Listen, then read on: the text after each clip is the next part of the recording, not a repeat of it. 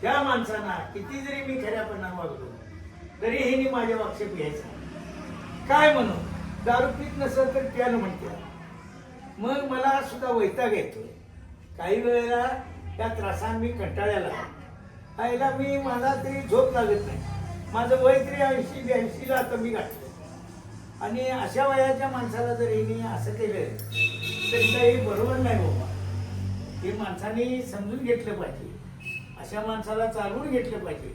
अशा माणसाला सहकार्य केलं पाहिजे.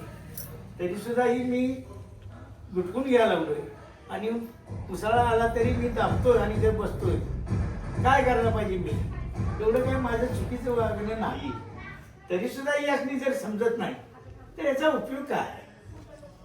ही अशीच वागणार आणि ही अशीच राहणार. काय खरं नव्हते. बघ बाबा, तूच आता याला जामीन साक्षीदार तूच येणार आहे. मी काय करू शकत नाही.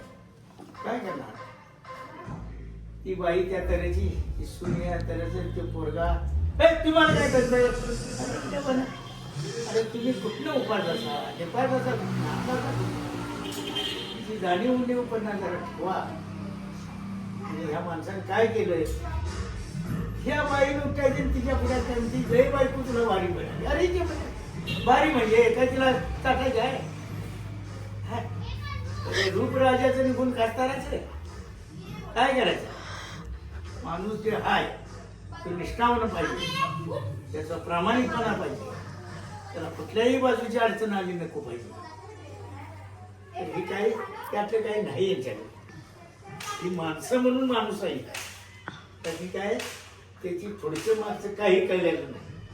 ते पुढचं भविष्य आज मी जाणलेलं आहे सगळ्या गोष्टी आणि मी पावलं टाकलेलं आहे. आतापर्यंत मी करलो ते कसा 10 रुपये माझ्या खिशात जर असतं तर 2 रुपये का असणार मी येताना खिशात ते उडवून येतो.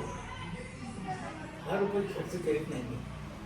काही माणसांची प्रवृत्ती अशी आहे, 50-100 खिशात असले ते 100 रुपये घालवायचे आणि दुसरीकडे 100-200 काढायचे आणि ते खर्च करून यायचं.